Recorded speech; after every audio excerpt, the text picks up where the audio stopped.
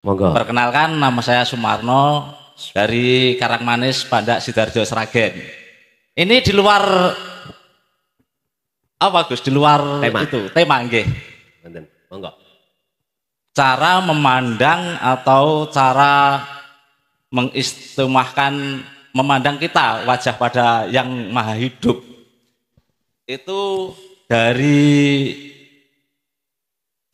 jiwa ke hidup atau yang hidup memandang Nur Muhammad atau Muhammad, itu yang pertama. Niki bingung wong-wong niki, Pak. Makanya kan di luar tema, Gus. Untuk yang keduanya, apakah cukup kita itu mentiadakan diri atau memfanakan diri kita, bahwa yang sebenar-benarnya itu diri kita itu tidak ada. Itu pertanyaan itu untuk mengistimewahkan atau mengingat setiap harinya gitu loh, Gus. Itu yang saya tanyakan. Oke. Yang kedua, orang yang sudah usul atau sampai atau liko, nah, sampai ke situ, misalnya sudah mampu menemukan mutiara yang tersembunyi, atau aku adalah perbendaharaan yang tersembunyi, sehingga terjadilah di situ insan. Apakah boleh mempelajari kasab atau cukup kita mengikuti air yang mengalir apa yang ditempatkan oleh sang hidup tadi? Terima kasih Gus, singkat saja jawabannya. Wassalamualaikum warahmatullahi wabarakatuh. Waalaikumsalam warahmatullahi wabarakatuh. Tak jamin pertanyaan sampean gak ono sing paham. Niku kelas wali niku nggih talaki piyambak ngoten jane kok ya. Ngoten nggih. Pertanyaan yang menakutkan. Moga lajeng. Tetap dijawab no mboten? Oke. Dijawab singkat nggih saged. Assalamualaikum warahmatullahi wabarakatuh. Para pemirsa yang dirahmati Allah Subhanahu wa taala, pada kesempatan kali ini kami akan menyajikan sebuah tausiah dari Kiai Haji Mukhlason Rosid dari Mojokerto. Marilah kita sama-sama menyimak dan mendengarkan apa yang disampaikan oleh beliau. Ingat, disebut manusia itu ada dua unsur, jasmani dan rohani. Lewat surat Al-Baqarah ayat 208 Allah dawuh, ya ayyuhalladzina amanu dzkhulu fis-silmi kafah. Yang dipanggil, yang dihai itu orang yang beriman. Bukan ya ayyuhal muslimun, apalagi ya ayyuhan nas, bukan. Tapi ya ayyuhalladzina amanu, orang yang sudah beriman tapi belum ihsan. Mengapa ayatnya udkhulu masuwa sira kabeh fisilmi ing dalam agama Islam kafah hale sampurna? Berarti iman kita masih bermasalah. Saya sebut iman kita masih bermasalah. Iman saya masih ada iman selain Allah dalam segi aspek apapun. Kita masih menuduh selain Allah itu bisa memberikan manfaat, bisa mendatangkan mudarat, padahal lewat surat Maidah Allah berkata malakum dzarraw wala naf'an. Selain Allah itu tidak bisa mendatangkan mudarat apalagi manfaat. Lah, ayat ini kalau iman kita belum ihsan nggak paham, Pak. Mengapa? Karena kita selalu memakai logika. Logika dan logika. Padahal di luar logika ada iman. Tempatnya di ruhania. Yun sewu kembali kepada manusia. Ada jasmani, ada rohani. Jasmani kita diciptakan Allah dari, mohon maaf, saripati tanah, nanti nek mati game over, kita kembali ke tanah. Ruhania kita dari Allah nanti akan kembali ke wa nafahtu, dan kutiupkan ruhku. Wis niki debat ulama-ulama terkait ayat wa nafahtu niki. Nyun sewu. Maksud daripada orang yang beriman disuruh untuk masuk dalam agama Islam sempurna, kesempurnaan Islam itu ada di makrifat. Ada di makrifat. Berarti atau iman kita belum ihsan. Akhirnya kita merasa aku sing pinter, aku sing alim, aku sing isok ngene, isok itu, punya ini, punya itu. Tak kandhani sampean. Tadi lewat hadis si Rasul, la haula walaku, sifat sampean gak duwe apa-apa. Tur yo ora iso apa-apa. Oleh karena nafsu membisiki di dalam dada kita, alladzi yuwaswisu fi sudurin nas, itulah akhirnya kita diperintahkan oleh nafsu untuk ngaku. Untuk ngaku. Padahal seluruhnya milik siapa? Allah tahu.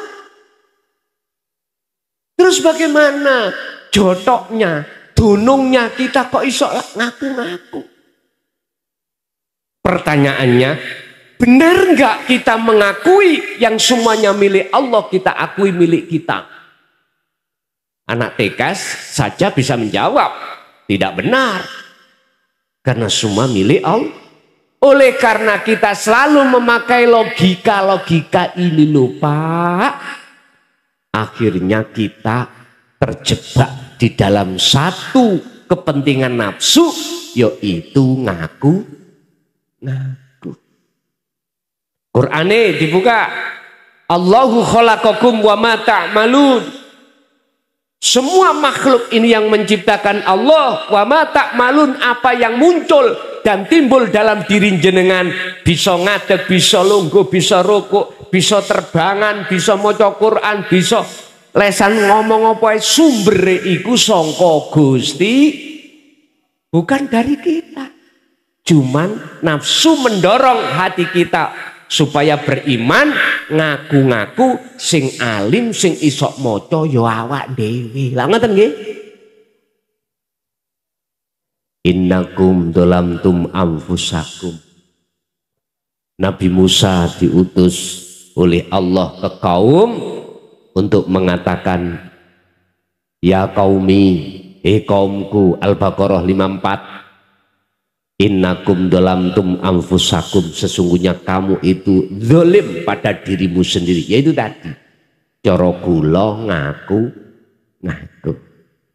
Kalau ini ku biarkan, masya Allah Pak, ning ati akhirnya muncul rasa ujub, rasa rumangsa pinter, rasa rumangsa alim, rasa rumangsa bisa ngene bisa ngono. Nek ini dibiarkan, fi qulubihim maradun fazadahumullahu, penyakit ini penyakit kalau dibiarkan nggak ndang lekas hilang, malah bertambah.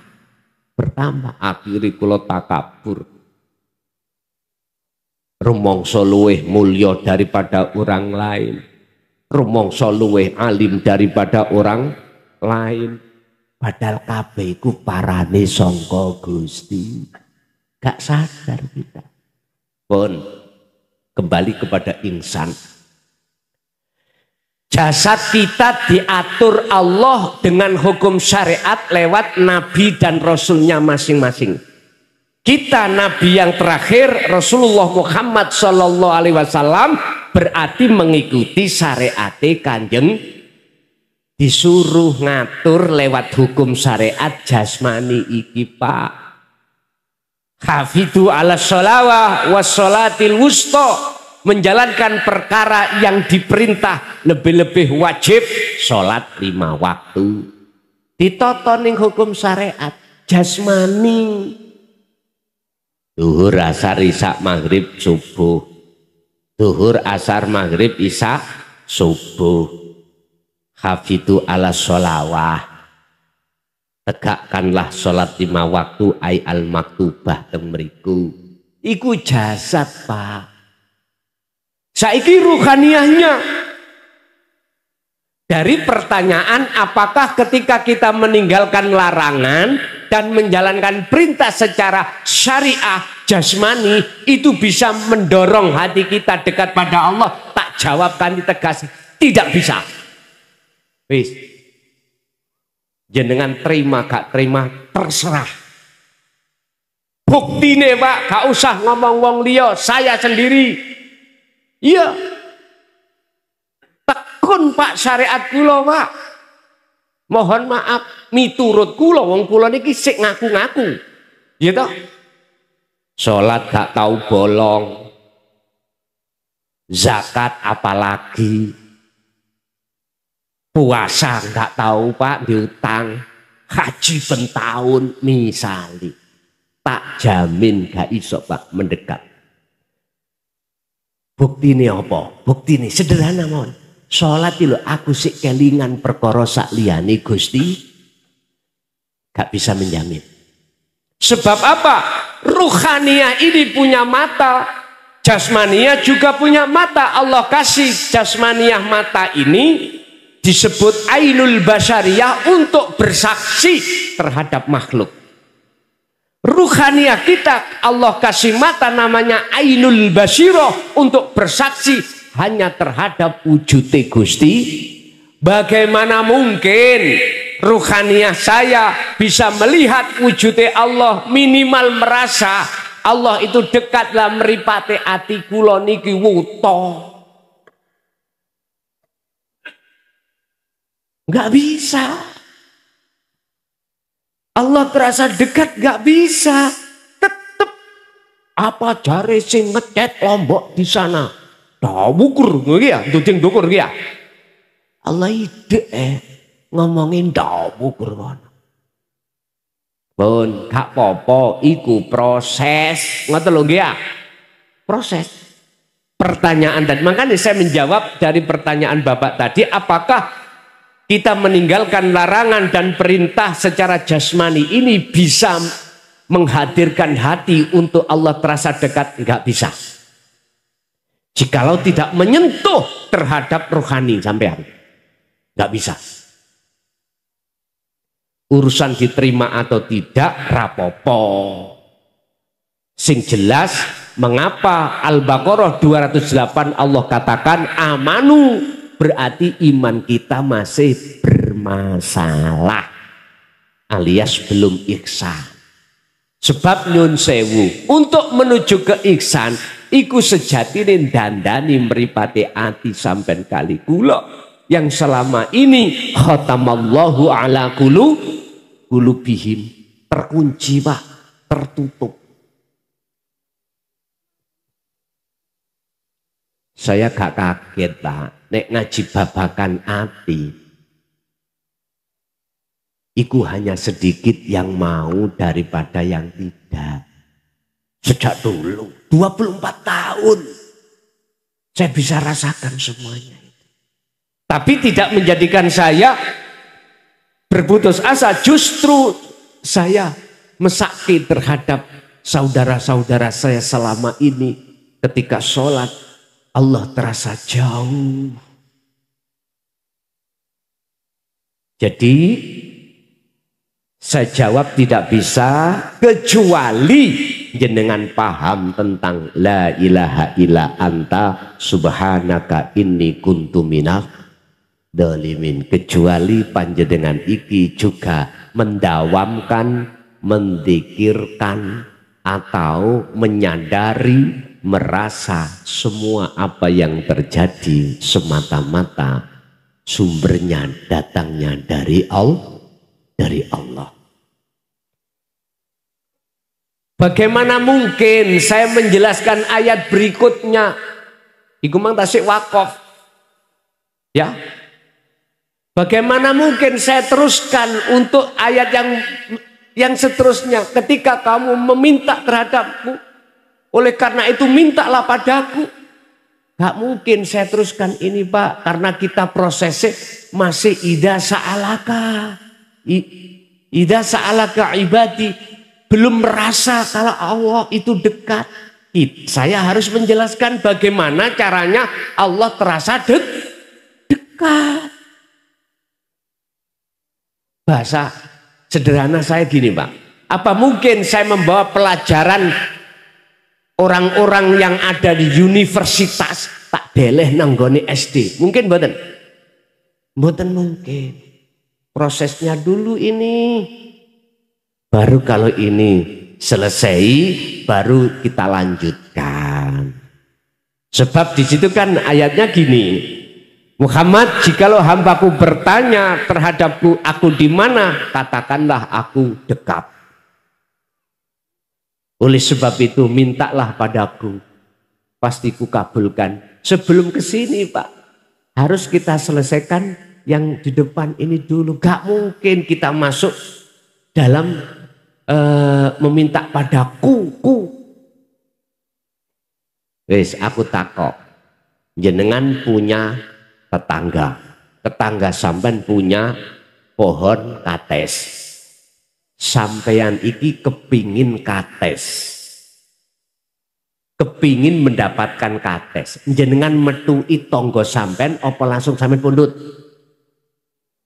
Metui dulu toh, harus metui dulu. Kalau sampai pondok tanpa izin metui terhadap tetangga jenengan, ikut disebut malih. Ternyata Bapak Ibu, terasalah kita selama ini penjahat. Penjahatnya Gusti, semua kita miliki, kita rasa wetu. Ud'uni jalu asirani ingsun, kata Allah. Artinya mengapa itu kok ingsun? Artinya jenengan kudu medui Allah dhisik. Sebelum mendapatkan sesuatu, karena sesuatu itu milik Allah. Enggak kita langsung medui ngambil perkara yang kita minta. Iki nek cara etika adab tata krama mboten gadah tata krama. Jadi nyuwun sewu, tak luruske, ayo dulu kita belajar untuk bagaimana Allah terasa dekat. Kalau Allah sudah terasa dekat, tinggal sak klik, Pak, ketemu. Nek wis ketemu, ya sudah. Astajib laku, jikalau kau betul-betul mintanya padaku, astajib, maka tak sembadani. Kepedu odilik nang Gusti Allah sadurunge ndonga. Ngoten lho maksud kula. Sebelum kita minta pada Allah, etika tata krama kita sowan ing ngersane Gusti Allah terlebih dahulu. Ngoten lho Pak, pelajarane cek runtut. Ngoten lho. Diselesaikan dulu. Kita di SD, di SMP, SMA, baru kuliah. Gus, aku ijazah tak tuku wae. SD, SMP, SMA tak tumbas, langsung kula tak terserah jenengan. Tapi berhubung saya menghadapi umat yang kompleks, saya harus proses. Makanya sistem saya itu memakai sistem wasilun, bukan majedubun. Wasilun itu proses dari bawah ke atas, ke atas, ke atas. Nek majedubun mboten. Iku mau langsung tekan ndukur nyeblok. Bukan berarti saya menyalahkan terhadap sistem majedubun mboten, Pak. Oleh karena kami menghadapi umat yang sangat kompleks, biar bisa diterima harus lewat proses. Jadi itu jenengan niki akan bisa dengan adanya jenengan meninggalkan larangan dan menjalankan perintah secara fisik takwa, tapi rohaniah sampean harus berhukum hakikat juga. Etikanya hakikat, syariat untuk menghukumi jasad, hakikat untuk menghukumi ruhaniyah, biar punya akhlak ilahiyah ing ngersane Allah. Istilah Contoh jenengan sholat syariate menjalankan perintah jasmani, ning hakikate hati jenengan harus ini wajah tuwaj dia. Makanya Al-Baqarah 238 Allah katakan hafidu ala sholawah wassolatil wusta, sholat gaib, sholat tengah, sholat yang dilakukan oleh ruh. Apa sholatnya ruh? Ini wajah tuwaj ya. Surat apa itu? Itu di dalam surat Al-An'am 79. Sesungguhnya kuhadapkan wajah rohku kepada wajah Gusti, tapi ya kudu prosesi mang Allah merasa sudah terasa dekat baru bisa Pak. Kalau nggak bisa dereng. Makanya saya katakan walaupun li adami hudurika ma Allah, belum ada kehuduran hati sampai datang Allah, prosesi jenengan kedah zikir ning ati dengan menyebut nama Allah. Itulah zikir sir. Allah, Allah. Nanti ditingkatkan rasa. Jenengan harus merasa bahwasanya apa yang muncul dan timbul dari diri jenengan itu sebetulnya datangnya dari Allah. Artinya yang menggerakkan segala hal apapun makhluk itu hanyalah Allah. La wujude Allah yurib iki. Nanten lho. Saged ditampi Pak? Saged? Oke. Lanjut. Ada lagi. Assalamualaikum warahmatullahi wabarakatuh. Paringi tepang Pak Yai, nami kula Ihsan. Nggih matur suwun sampun memberikan pencerahan wawasan dumateng kita sedaya. Pertanyaan ingkang semindah terkait dengan thariqah. Apakah kita sebagai umat Islam itu wajib berthariqah? Kemudian dasarnya dan dalilnya apa? Yang kalih terkait dengan ruh, bahasa kita kan di sini adalah ruh. Padahal di dalam Al-Qur'an itu la'ala shawab idza salaka aniruh fa inni ruh min amri rabbi. Bahasa ruh itu adalah urusannya Allah. Kita sebagai manusia itu hanya yang pertama adalah tatarannya bersyariat. Ketika wudhu kita bagus, sholat rukun kita bagus, insya Allah semua akan bagus, insya Allah itu. Tetapi dalam bahasa ruh atau hati kita itu ya Allah yang hanya menilai. Nah itu bagaimana penjelasannya? Karena bahasa ruh itu sangat kompleks, sangat sulit untuk kita teliti. Karena bahasa ruh itu di dalam hati, di dalam manusia yang orang itu tidak pasti tahu. Nah, mohon pencerahannya. Yang ketiga, terkait dengan yang terakhir ini juga bahasanya cukup sangat jauh sekali. Yang terakhir tatarannya adalah la ilaha illa anna. La ilaha illa ana. Itu sudah diterapkan oleh Syekh Siti Jenar. Suatu kala beliau sedang berkholwat di gunung atau di gua. Itu ada orang itu bertanya, Syekh Siti Jenar di mana? Enggak ada Syekh Siti Jenar di sini. Yang adanya Allah. Kemudian bertanya balik, di mana Allah? Allah tidak ada, adanya Syekh Siti Jenar. Nah itu bagaimana hal seperti itu? Akhirnya apa? Akhirnya Syekh Siti Jenar dihukumi mati oleh para wali songo saat itu.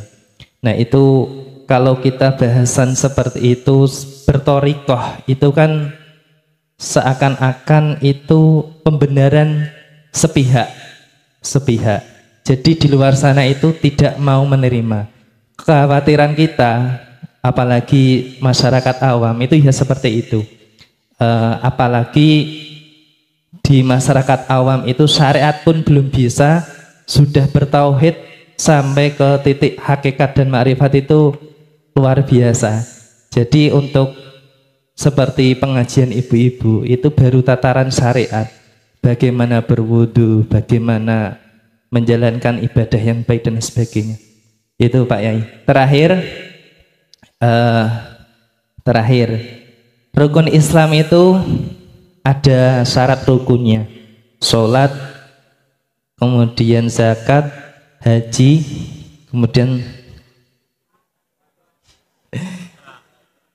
termasuk apakah syahadat itu juga wajib ada rukunnya. Terus kemudian yang seperti apa rukun syahadat seperti itu. Jadi mohon keterangannya. Terima kasih matur suwun kata harapan ilamudan wal afa minkum. Billahi taufiq. Assalamualaikum warahmatullahi wabarakatuh. Waalaikumsalam warahmatullahi wabarakatuh. Pun matur suwun. Engko nek lali pertanyaan sing wakeh mau ilingno. Kita harus paham dulu apa syariat, thariqat, hakikat, makrifat. Kita paham dulu. Kita pahami dulu, lalu kita ngen-ngen dan seterusnya. Syariat itu adalah sistem ilmu untuk kita menyembah Allah. Ilmu. Contoh, sholat. Kalau kita tidak bersyariat, berilmu, paham tentang sholat, tetap hukumnya tidak sah. Nah, ngoten nggih, miturut kacamata syariat. Kita harus memakai dua kacamata, Pak. Pandangan manusia dengan pandangan Allah. Pandangan jasmani dengan pandangan roha. Pandangan syariat dengan pandangan hakikat. Kita jangan pakai hanya kacamata satu saja. Kalau kita pakai kacamata satu, pasti kita akan menyalahkan orang lain yang tidak sepaham dengan kita. Pun sampean kecok ini. Kalau kita hanya pakai kacamata satu, pasti kita akan menyalahkan orang yang tidak seakidah dengan kita. Gak usah jauh-jauh di dalam tubuh Islam. NU Muhammadiyah. Ini kalau melihat laksana seperti api di dalam apa? Apa ya? Nek ngarani itu. Dedek nih kalau napa jenengi? Katul. Kan mboten kelihat api ini toh. Tapi di dalamnya mowo. Nyun sewu, khilaf di dalam masalah kunut, khilaf di dalam masalah tahlil, nggih mboten? Karena kita pakai kacamata satu. Coba kalau kita pakai kacamata dua. Bon, wis gak melakrak kudu dhisik. Syariat adalah sistem, adalah ilmu untuk mendidik jasmaniah kita. Supaya olehnya melakukan thariqah itu benar. Apa thariqah itu? Jalan. Contoh, nama sholat itu thariqah. Sampeyan takok Mbah Dimyati. Nek takok Mbah jenengan thariqah apa? Sholat, ngaji. Saya tidak bicara thariqah mutabaroh, bukan. Sebab saya bertanya, Rasulullah dulu thariqahnya apa? Satu pun ulama satu dunia tidak bisa menjawab. Gak bisa. Apa thariqahnya Rasulullah? Ketika beliau itu bersyariah. Gak ada yang bisa menjawab. Saya sekali lagi tidak bicara thariqah muktabaroh mulai A sampai Z loh. Bukan ya? Bukan. Sekarang saya jawab. Nama sholat, nama zakat, nama puasa, nama haji, ibadah makhduf. Membaca Quran, ibadah makhduf. Nama sebuah ibadah itulah thariqah. Apa sih thariqah? Jalan. Lah hakikat adalah tujuan. Jenengan sholat tujuannya nyembah sopo? Aku tanya. Allah toh? Oke. Kalau jenengan kali kula iki dikatakan sudah berhakikat. Hakikat itu adalah juga tujuan untuk mendunungkan ruhaniyah supaya benar ruhaniyah sampean iku betul-betul menyembah Allah. Aku bertanya, waktu sholat jenengan nyembah sapa? Iku lak lesan sampean. Ati sampean kira-kira. Nyun sewu Pak, buka surat Al-An'am ayat 7, ayat 97. Kula tulis ya. Digosok. Oh ini. Tolong biar umat Islam sadar. Nek gak sadar ya wis dudu urus aku. Iki kisahnya Nabi Ibrahim. Al-An'am ayat 97. Di situ disebutkan ini wajjahtu wajhiya lilladzi fatoros samawati wal ard hanifan. Terakhir wama ana minal musyrikin. Pun ini Nabi Ibrahim. Ini tentang hakikat tujuan sholat. Hati. Sesungguhnya ku hadapkan wajah ruhku terhadap wajah Allah. Wajah itu wajah Allah. Sifatnya Allah lilladzi fataras samawati wal ard. Yang menciptakan, yang menguasai terhadap isi langit dan bumi.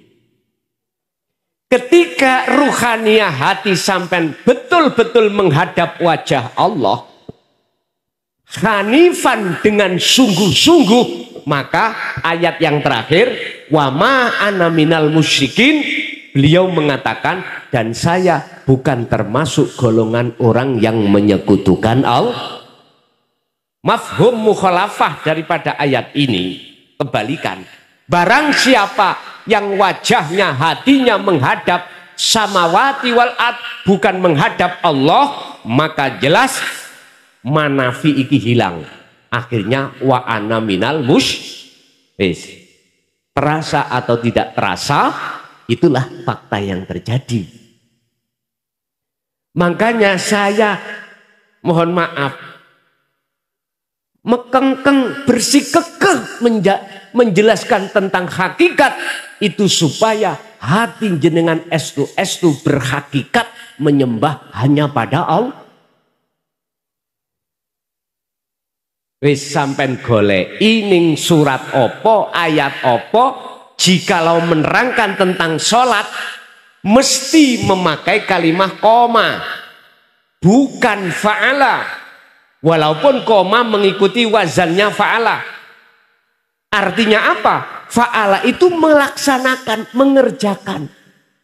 Kalau sholat itu jangan mengerjakan saja, harus memakai koma. Wakumu lillahi qanitin ay khashi'in. Wajib Pak sholat itu khusyuk. Bisa. Wajib jenengan sholat menyembah dan bertemu Allah. Urusan jenengan iki mangga percaya atau tidak bukan urusan saya.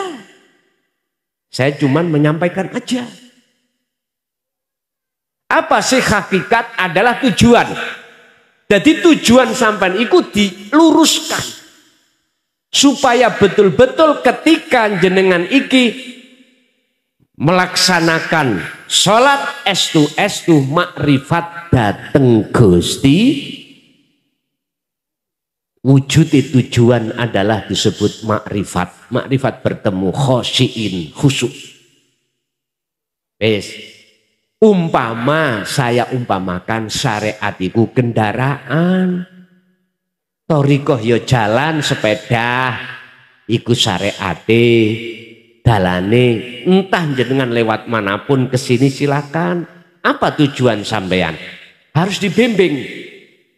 Kalau tidak ada tujuan hakikatnya jenengan bawa sepeda lewat dalan ditakoki, "Pak, kemana?" Wong gak di tujuan.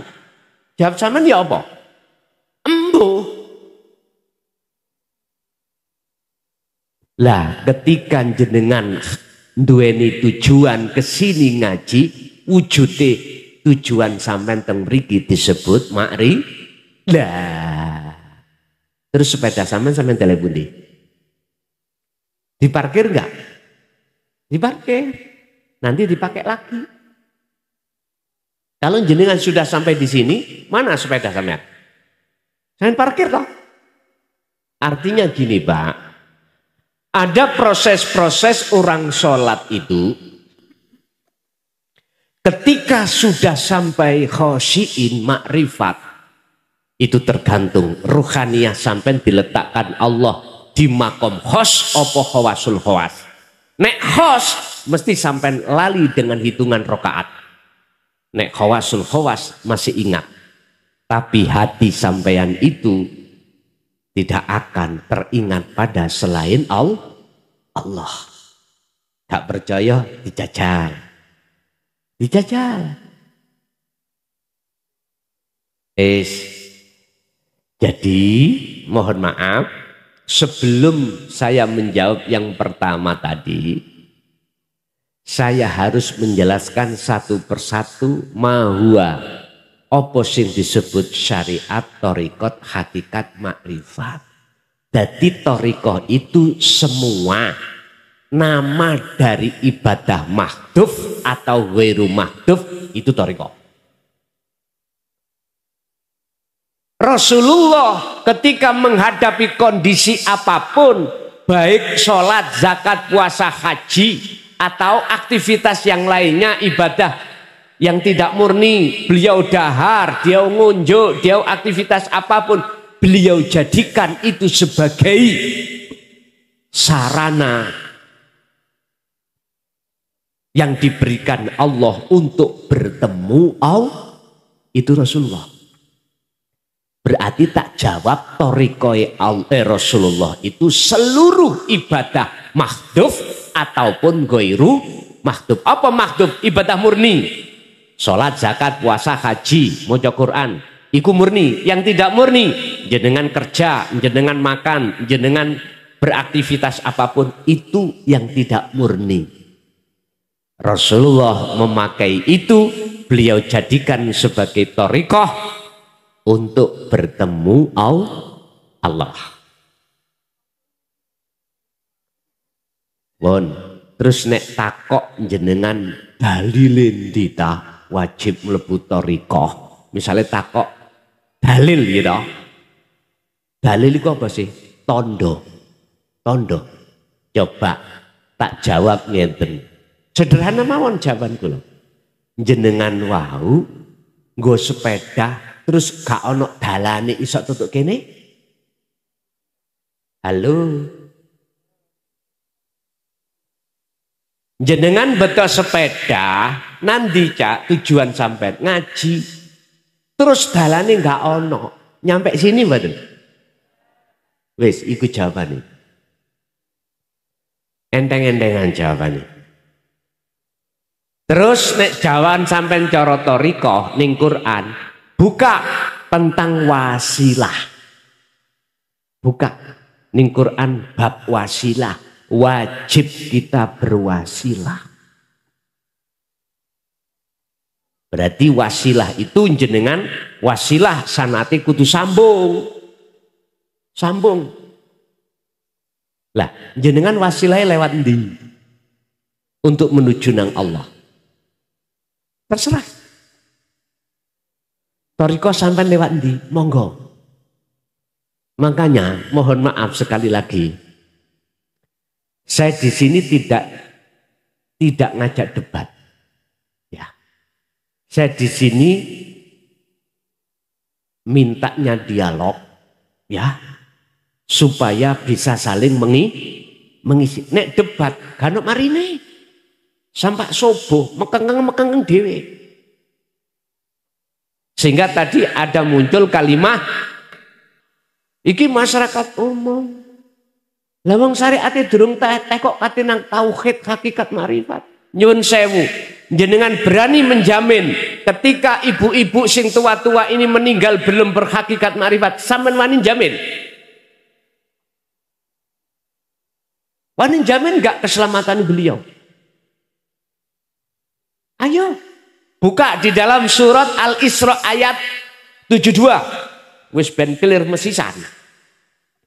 Al-Isra 72. Di situ Allah katakan, barang siapa saat hidup di dunia mata hatinya masih buta pada Allah, belum hakikat makrifat, terus ketekan mati, mangkana fi hadihi a'ma fahuwa fil akhirati a'ma wa adallu sabila. Siapa yang bertanggung jawab? Ayo. Beranitah kita sebagai kiai ustadz menjamin keselamatannya? Telea. Nggak ada. Wong Rasulullah sendiri dah berkata, wa ma ubarri'u nafsi inna nafsa la'amaratum bisu. Kita tidak aman dengan nafsu itu. Nyun sewu Pak, memang saya 24 tahun dimanapun selalu ada yang mengkat ketika saat saya mengajarkan hakikat makrifat, berbicara tentang ruh. Dasarnya memang ada. Ruh itu urusan Allah. Nggak boleh Nabi Muhammad. Nabi Muhammad gak oleh. Apa maneh wujudi kelason. Itu sebab jenengan nyawang makhluke kelason. Coba kalau di dalam diri saya tidak ada Allah, bisakah kula berkata? Lihatlah Allahnya, biar clear ayat itu. Memang yang membahas itu cuman Allah. Kita cuman illa qalilan, kecil, sedikit. Tapi lantas dengan ayat ini jangan kita lebarkan bahwasanya kita umat manusia tidak boleh masuk di ranah pelajaran hakikat makrifat. Mohon maaf, saya tidak sepaham. Estu saya tidak sepaham. Nyun sewu, ada pertanyaan. Apakah Rasulullah juga menyampaikan hakikat makrifat? Tak jawab, wallahi iya.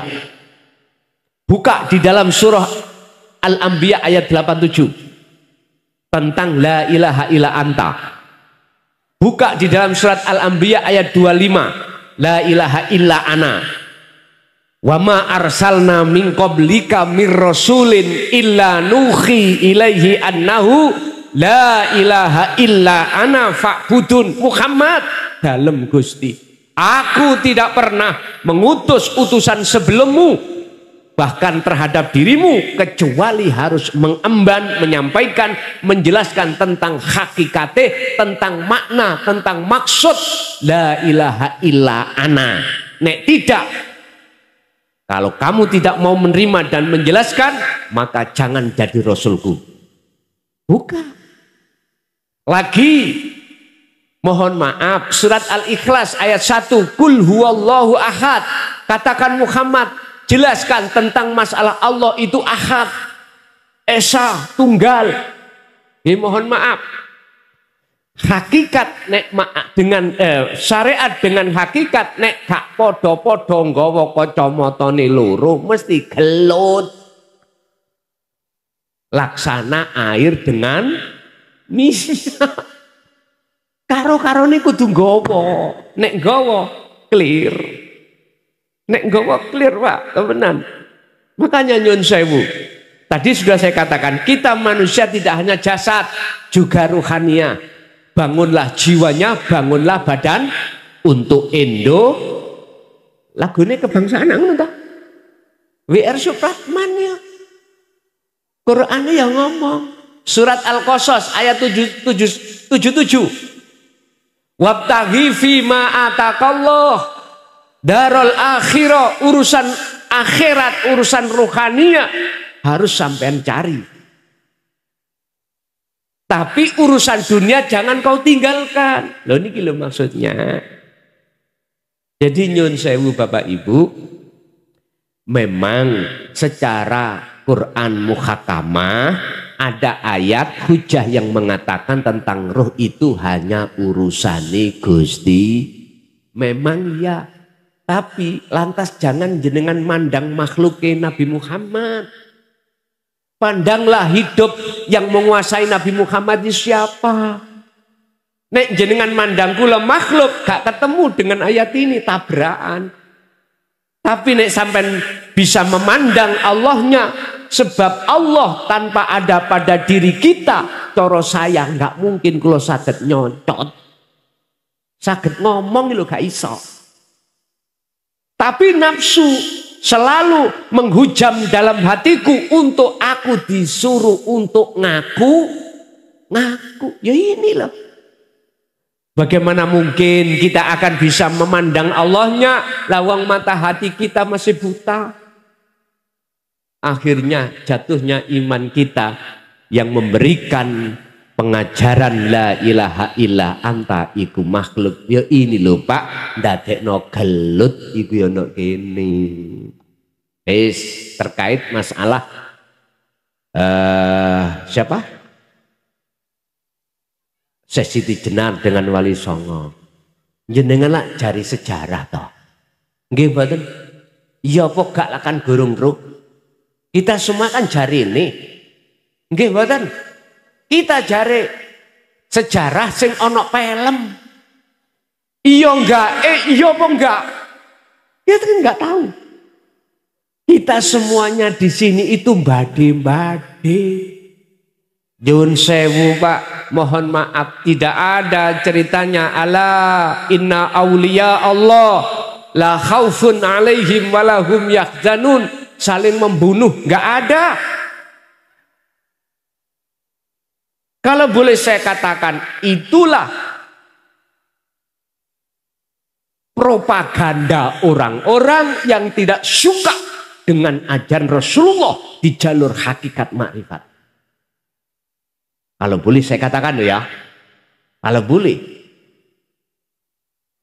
Saya tidak menyalahkan apa yang ada di film itu. Ketahuilah kita itu mek jare, tidak tahu sendiri. Ingat, di dalam Al-Quran Allah katakan, ala inna awliya Allah la khaufun alaihim walahum yahzanun. Nggak ono Pak ceritanya nek podo kekasihnya Allah iku membunuh gak ada.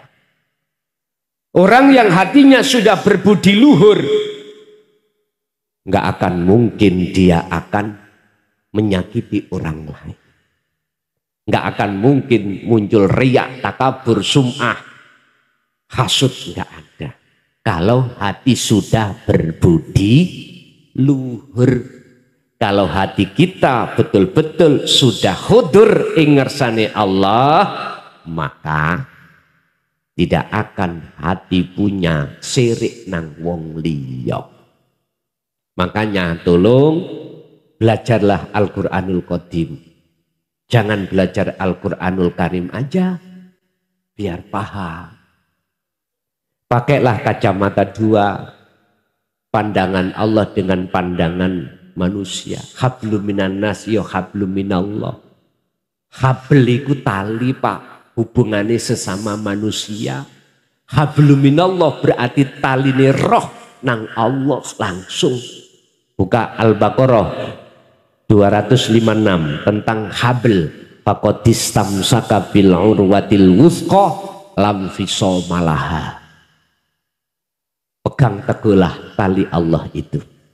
Jikalau kau ingin hatimu tidak akan pernah diprovokasi oleh nafsu, pegang tali Allah. Mana sih tali Allah? Jawabannya satu. Wa may yakfur bitauhid wa yu'min billah, itulah zikir. Jadi nyuwun sewu, miturut pandangan saya, kejadian di film itu antara Raden Said yang disebut Sunan Kalijaga membunuh terhadap siapa? Sesiti Jenar itu bohong. Kalau sama-sama kekasih Allah. Itu Pak. Bahasa saya, pendapat saya boleh disalahkan, boleh enggak, itu urusan jenengan.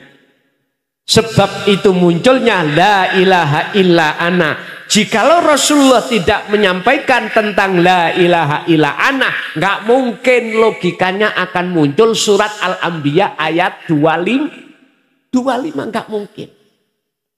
Kita harus tahu gerabak sebab apa ini kok muncul. Itu semuanya wahyu Allah disampaikan terhadap Rasulullah, dan Rasulullah menyampaikan terhadap umat secara logis mawon lho. Nek umpama Rasulullah mengkorupsi wahyu Allah, gak mungkin muncul Al-Anbiya ayat 25.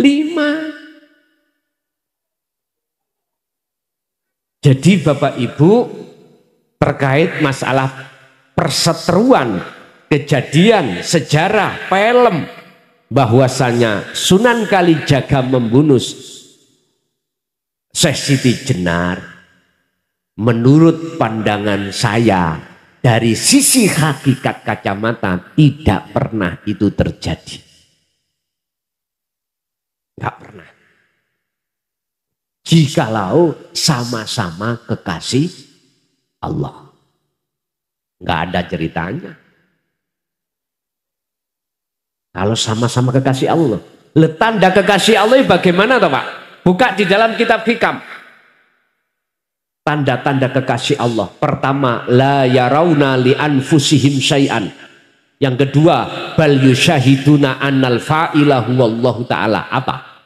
Pertama, apa yang muncul dan timbul dari seluruh makhluk, jenengan sudah tidak meyakini itu datangnya dari makhluk. Tapi datangnya yusyahid, Anda bersaksi, semuanya itu datangnya dari Allah. Yang ketiga, tatmainnul qulub, hati jenengan pasti damai.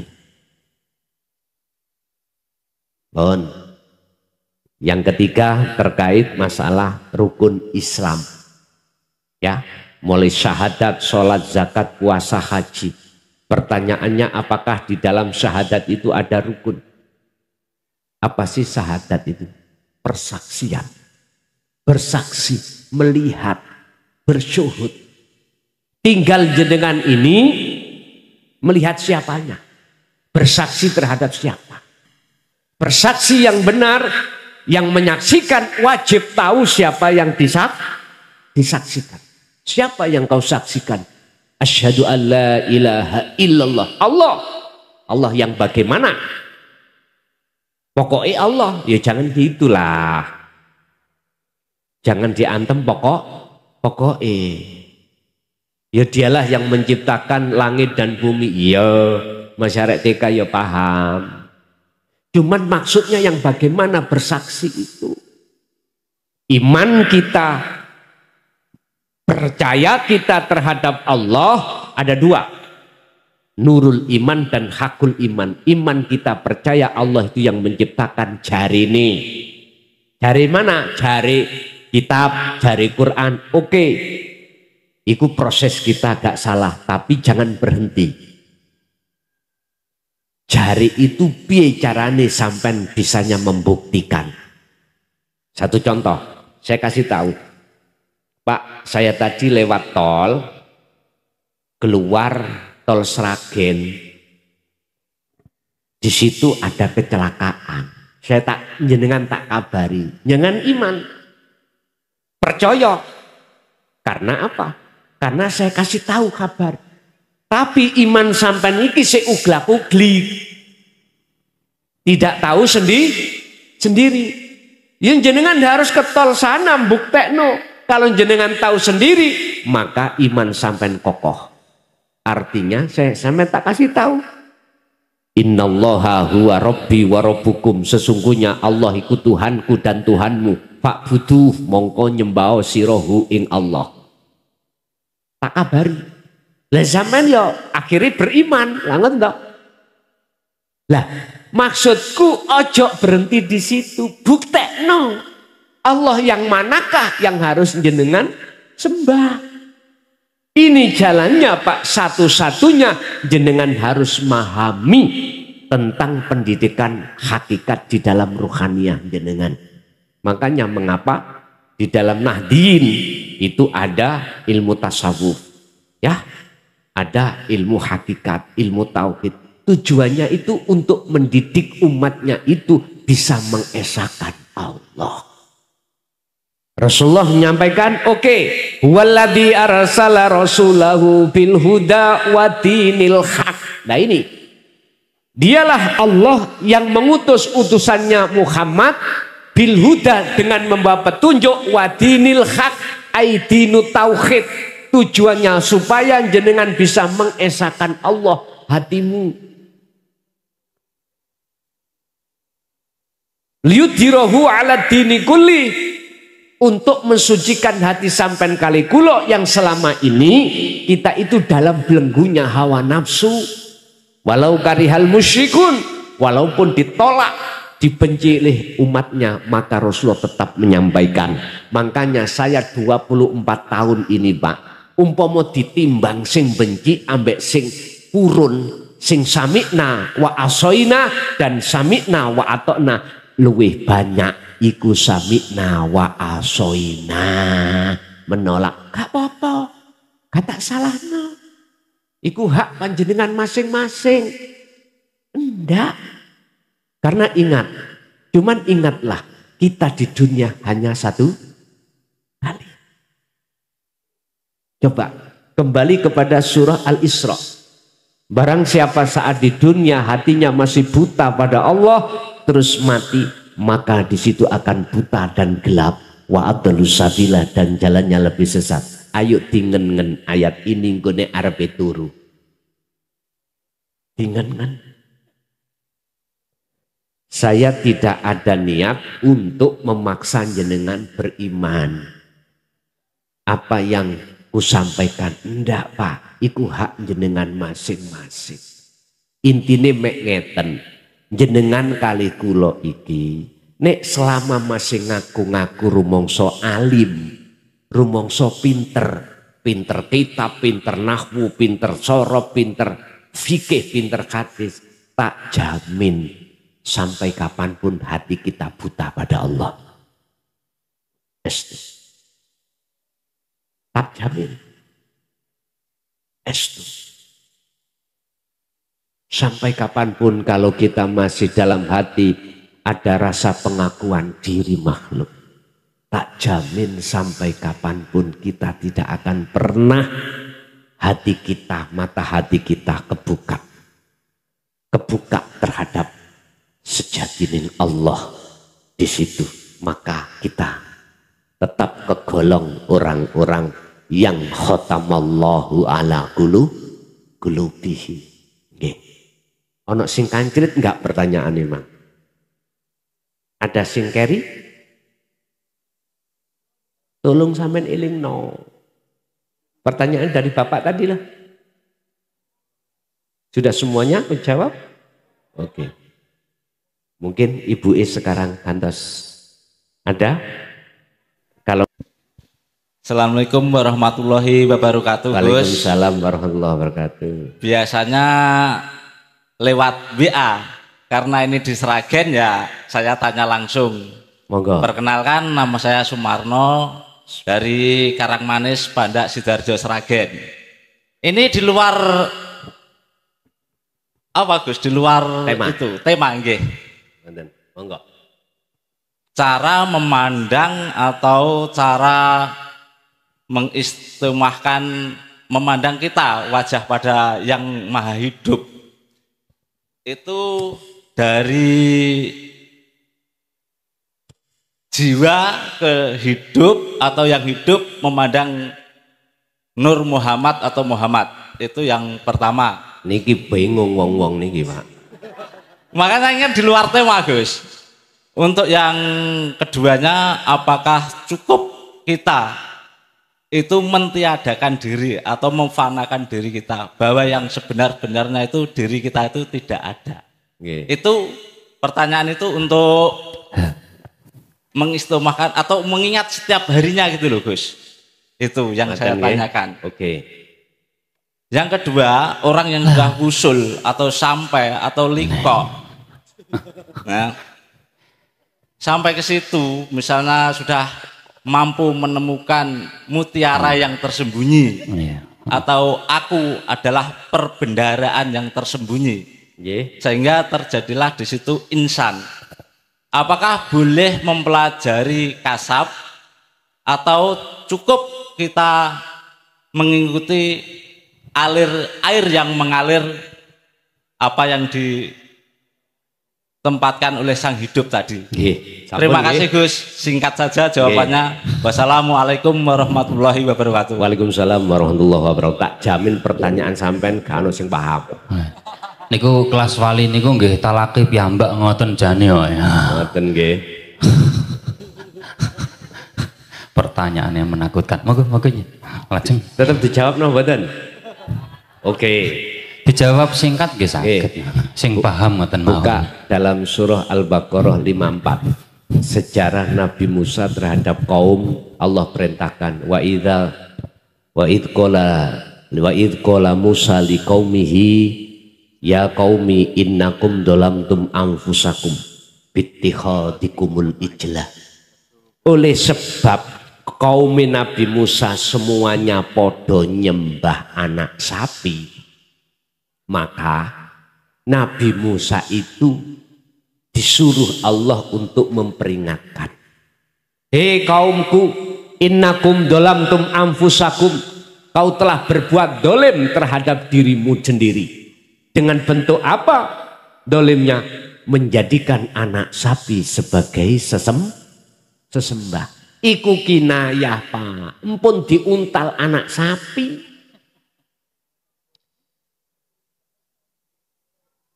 Inilah maksud ayat yang tersirat adalah kita manakala dalam hati ini ada selain Allah, berarti kita telah menggembol anak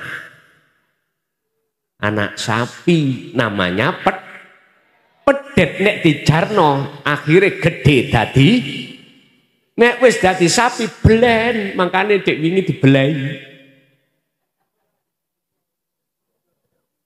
Terus caranya bagaimana untuk mengeluarkan anak sapi itu dari hati kita?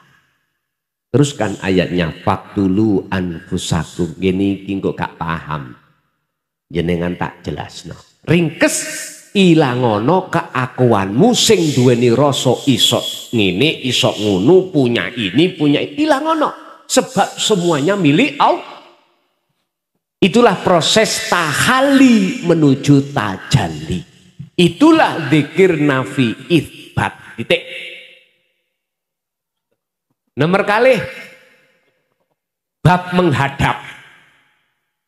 Yang menghadap itu kalau kita melihat secara jasmani, Muhammad, dari mana kau keluar? Arahkanlah dirimu ke Masjidil Haram. Karena Ka'bah di tengah-tengah Masjidil iku syariate, berarti orang umat Islam nek sholat jasate kudu ngadep Ka'bah. Asline sing ditakokno hakikate Ka'bah iku yang mana? Syariate Ka'bah iku ya kotak watu ning Mekah kalau. Sampeyan gak percaya, saya 2004 itu ke sana. Tak demok waktu prasaku atos Pak. Atos iku makhluk napa kholik? Halo, iku makhluk napa kholik? Terserah panjenengan. Kalau pribadi saya mengatakan iku makhluk, artinya makhluk kudu ketemu makhluk.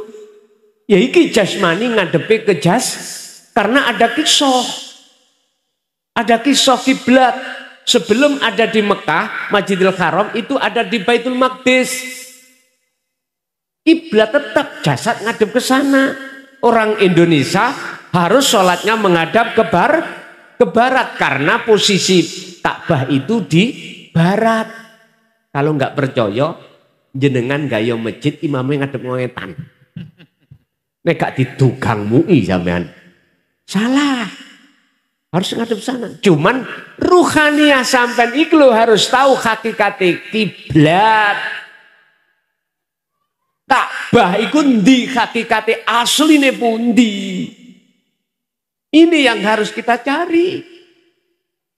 Makanya penghadapan itu kemana? Sehingga jenengan biar paham sangkan paraning dumadi. Faham innalillahi wa inna ilaihi rojiun, biar bisa rojiun kembali. Jenengan harus tahu jalannya kembali dan sampai pada tujuan. Tadi saya katakan ini wajah tuat, iya ruh jenengan, hati jenengan harus ngadep urip. Iku kudu ono cahaya makrifati dhisik. Kalau nggak ada cahayanya nggak akan kelihatan. Contoh bengi iki, ayo patenono lampune. Lak peteng. Nggih mboten. Melek mencicil ya apa? Gak ketok. Sampai melaku sak melaku gak ketok. Peda motor lampune patenono, listrik patenono, sampai meleo tetep gak rudalan. Mana jalan, mana jurang, gak akan pernah. Kalau gak percaya nanti habis ngaji, monggo sama-sama lampune dipateni. Semuanya ayo mulih dewi-dewi. Dan atau kalau gak mungkin merem wis. Mulya merem, tutuk omah mboten. Ana sing nyoteng kok di viral no. Aku yakin tabrak-tabrakan sampean. Ana sing keceglung got. Ana sing nabrak salon. Cobaan. Ruhaniyah juga begitu Pak. Tatkala ketika saat idza jaa ajaluhum la yastakhiruna sa'ah wa la yastaqdimu. Anggite gampang ngono ta? Mungkin kalau kita biasanya mengandalkan ibadah dohir, tolong dibuat referensi satu makalah Syekh Ibnu Athaillah di dalam kitab Hikam. Dikatakan husnul a'mali nataiju husnil ahwal min qalbin zahidin. Bagusnya amal dohir yang diterima oleh Allah itu tergantung keadaan hati jenengan. Keadaan ruhaniyah sampean. Kalau keadaan ruhaniyah sampean bagus, mesti diterima Allah. Lah keadaan ruhaniyah bagus yang bagaimana? Dikatakan min qalbin zahidin. Hati yang condong hanya pada Allah. Mungkin Al-Maidah ayat 27 dibuka. Potongan ayat innama yataqabbalullahu minal muttaqin. Sesungguhnya ibadah apapun yang diterima oleh Allah adalah ibadah yang ketika bersumber dari hati yang bertakwa. Hati yang bertakwa adalah hati yang hanya beriman pada Allah. Tidak ada iman selain Allah. Tadi lali, apakah ada syarat rukun syahadat? Tadi ya belum tak jawab, sampai lupa. Berhubung larinya di situ, ada Pak. Ada harus yang melihat, ada yang ada 3. Ada mata untuk melihat. Syahadat ya, bersaksi. Syahadat yang benar ada 3. Ada yang melihat, 1, ada yang dilihat, ada mata untuk melihat. Jikalau dikatakan sudah betul-betul nyata wujudnya Allah, 3 niki fana. La ibsorun wa mubsorun wa basarun. Nama yang melihat, nama mata buat melihat, nama yang dilihat itu semuanya fana. Nama ruh itu hilang, nama Allah itu hilang, nama mata untuk melihat itu fana. Amin buka dengan hikam. Jenengan nek umpami dereng percados ilmu tasawuf, ya ilmu tauhid tak maklumi, pasti jenengan tidak akan pernah menerima dengan keterangan ini. Nek gak terima, enak kula, gak ngaji maneh. Wong kula niku asli ngenteni pensiun kok. Lha Estu ngenteni pensiun 24 tahun ini kula ngenteni pensiun. Pegel Pak, gak tau notok nang bojo. Lah piye awan kerja Pak, mulai jam 4 pulang jam 12, begitu berangkat lagi habis kerja langsung berangkat malamnya ngaji, umpama pulang nyonya niku sampun tilem. Arepe tak gugangi ya mesake. Sebab pagi tadi ngurusi anak rumah tangga. Pegel-pegel mosok kate tak gugal ya mesake to. Habis subuh ya ngono. Kula gunakno tilem. Mengke bangun-bangun jam 7 berangkat kerja lagi. Kapan nutuke? Lho kula niki manusia lho, normal lho Pak ya. Kan butuh ya seperti itu toh. Tapi selama ini Gusti Allah ngurangi dengan bentuk disibukkan kerja dan disibukkan untuk ngaji babakan ngeten iki. Umpama kula diprekno lho, alhamdulillah. Estu Pak. Tambah seneng. Justru kula niki tambah susah nek dikerubung. Lho estu. Kula di rumah tidak bisa menerima tamu kecuali hari Sabtu aja. Karena memang hari Sabtu saya ngajar di pondok saya sendiri hanya hari Sabtu. Saya enggak menerima undangan di luar selain kalau hari Sabtu enggak menerima. Iya, makanya kalau hari Sabtu baru bisa kita ketemu di pondok saya. Kalau selain hari Sabtu enggak bisa Pak. Habis kerja berangkat ngaji, pulang nanti lihat jauhnya di mana. Kadang nyampe di rumah jam 12, kadang jam 3 melihat jaraknya Pak. Apalagi kalau sudah ini ke Malaysia, aduh, mulai jam pira. Kalau di luar Jawa sudah sering di Lampung, di Palembang, Sumatera, Riau sudah.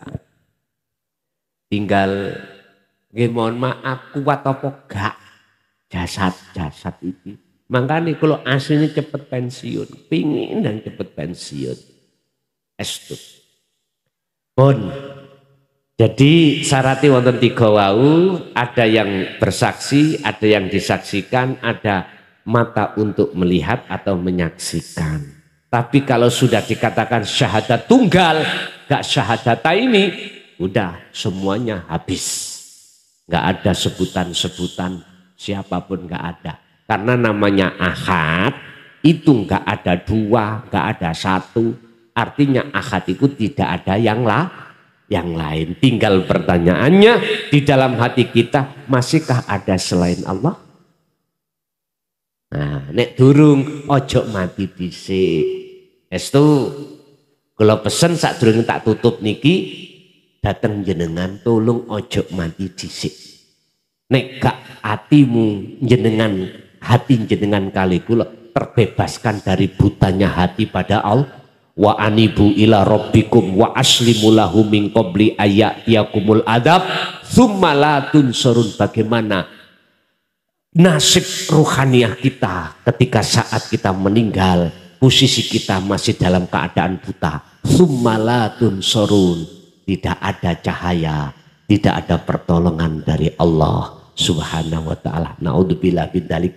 Terakhir, percaya dan tidak percaya, apa yang kusampaikan itu bukan urusanku. Jenengan sakit atau tidak hati jenengan, bukan urusanku.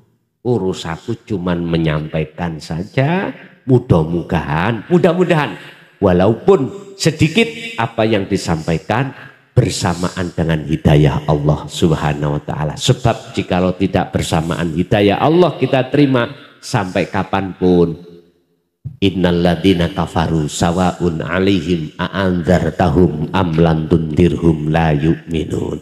Tidak akan pernah percaya kita sampai kapanpun. Wis muga-muga jenengan kali kula walaupun masih dalam kondisi proses, muga-muga jenengan kali kula niki sakderenge sedo, ati ini sudah manjing dateng makrifat Allah. Muga-muga salat sampean sakdurunge sedo wis klebu salat ingkang khusyuk. terhadap keluarga kita, anak putu kita ila yaumil qiyamah. Lahumul Fatihah. Alhamdulillahirabbil alamin. Demikianlah tausiah dari Kiai Haji Mukhlasun Rasyid, yang mana beliau adalah pengasuh Pondok Pesantren Jaya Baru yang terletak di daerah Mojokerto, Jawa Timur. Tepatnya yaitu ada di Kecamatan Bangsal, Desa Sumbertebu, Jalan Perjuangan. Beliau adalah ulama sufi, ulama tauhid yang mengajarkan ilmu-ilmu tauhid dan tasawuf, yang mana dalam ilmu ini juga berkaitan dengan ilmu leluhur Jawa, yaitu yang mengutamakan ajaran kebatinan. Ilmu tasawuf dan tauhid ini adalah ilmu yang bertujuan supaya seseorang bisa mencapai ma'rifatullah, atau ma'rifat kepada Allah, atau biasa disebut oleh orang-orang Jawa ilmu sejati. Dan ilmu tasawuf atau tauhid ini mengajarkan supaya manusia tidak tersesat nantinya. Tahu sejatinya diciptakan itu harus bagaimana, dan ketika sudah meninggal dunia harus ke arah mana jalannya. Semoga apa yang disampaikan oleh beliau Al-Mukarram Kiai Haji Mukhlasun Rasyid benar-benar bisa bermanfaat bagi kita semua dan bisa menjadi penerang perjalanan hidup kita di dunia dan di akhirat kelak. Demikian, semoga bermanfaat. Wa'afu minkum. Wassalamualaikum warahmatullahi wabarakatuh.